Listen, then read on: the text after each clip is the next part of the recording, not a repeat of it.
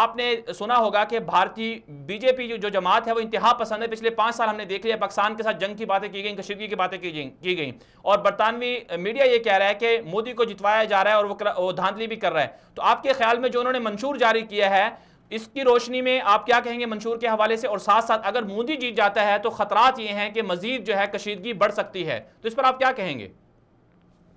بسم اللہ الرحمن الرحیم. اس میں کوئی شک نہیں ہے کہ اگر مودی جو ہے وہ الیکشن جیت جاتا ہے, جس سے مجھے وہ کافی شک ہے کہ شاید یہ ہو, جو کہ انہوں نے 5 سال جو انہوں نے جس طرح ڈیلیور کیا ہے وہاں پہ, اور جس مینڈیٹ کے اپنا پرومسز کے ساتھ وہ آئے تھے, وہ تمام کام جو ہے نہیں ہو سکے, کیونکہ بھارت کے انٹرنل حالات میں اور خرابی آئی ہے, مائنورٹیز کو بہت پرسیکیوٹ کیا گیا ہے, ایکسٹریمزم بہت بڑھ گئی ہے, ان کا جو جی ڈی پی ہے وہ اکانومی جو ہے وہ نیچے آئی ہے 5 سال کے مقابلے میں. ایک بے چینی ہے بھارت کے میں عوام کی, وہ خاص کر مودی کے خلاف. تو وہ یہ کہ مودی کی اپنی کریڈیبلٹی جو ہے وہ بڑی افیکٹ ہوئی, اور ریسنٹلی جو انڈیا پاکستان کی جو ٹینشن ہوئی ہے اس میں تو آپ نے نوٹ کیا ہے کہ کیسے انڈیا کی پولیٹیکل لیڈرشپ اور ملٹری لیڈرشپ نے عوام کے ساتھ غلط بیانی کی, ان کو مس ریڈ کیا, جھوٹ بولے. تو لہٰذا اس وقت لوسٹ ایپ پہ ہے ان کی اپنا کریڈیبلٹی, اور یقیناً اس کا امپیکٹ ہو سکتا ہے آنے والے الیکشن میں. لیکن دوسری چیز ذہن رکھیں کہ جو سکھ کمیونٹی ہے, یہ خاص کر کرتارپور کوریڈور کا معاملہ جو پاکستان نے کا ایک بڑا زبردست انیشیٹو رہا ہے, یا خاص کر جنرل باجوہ صاحب جو ہے آرمی چیف, وہ اور پھر اس کے بعد پرائم منسٹر عمران خان, میرا خیال ہے اس میں کشمیری یہ جو ہمارے سکھ بھائی ہیں انڈیا میں وہ تو بہت خوش ہیں, لیکن انڈین پولیٹیکل لیڈرشپ, وہ R S S B J P type لوگ جو ہیں وہ ظاہری بات ہے دے آر انہیپی کہ جناب یہ پاکستان کو ایک بہت بڑا ایک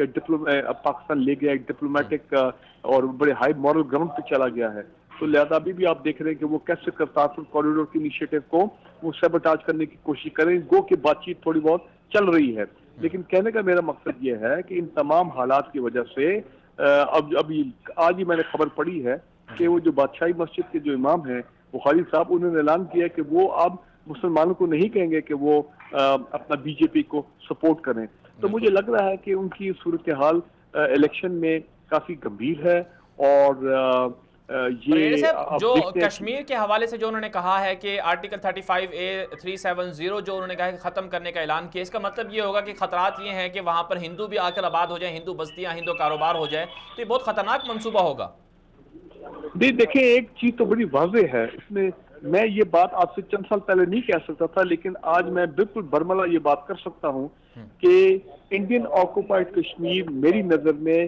انڈیا کے ہاتھ سے آلریڈی نکل چکا ہے, کیونکہ اب وہاں پہ ایسے چیز جو وہاں پہ جو لوکل لوگ ہیں, کشمیری عوام ہیں, بچے ہیں, اب وہ سارے فریڈم فائٹر بن گئے وہاں پہ, اور جس طرح ان کے ساتھ ظلم کیا گیا پچھلے 3-4 سالوں میں, تو میرا خیال ہے کہ وہ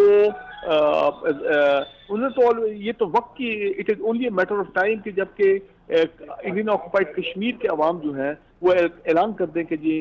کیا کر سکتے ہیں کہ ہم اب انڈیا کے ساتھ جو ہے رہنا نہیں چاہتے, اور یونائٹڈ نیشن جو ہے وہ انٹروین کرے, اور یو این ریزولوشن کے مطابق جو ہے یہاں پہ رائٹ آف سیلف ڈٹرمنیشن کا ہمیں جو ہے وہ حق دیا جائے. تو میرا خیال ہے یہ صورتحال اس طرح بڑھ رہی ہے. انڈیا کے اندر بھی اب آوازیں بہت زیادہ اٹھ رہی ہیں کہ جناب یہ انڈین آکوپائڈ کشمیر میں جو ہم نے ملٹری وہاں پہ فوج کو استعمال کیا, لاکھوں فوجی ہیں جنہوں نے جو مظاہر ڈھائے ان لوگوں پہ, تو اس کا پورا نیگیٹو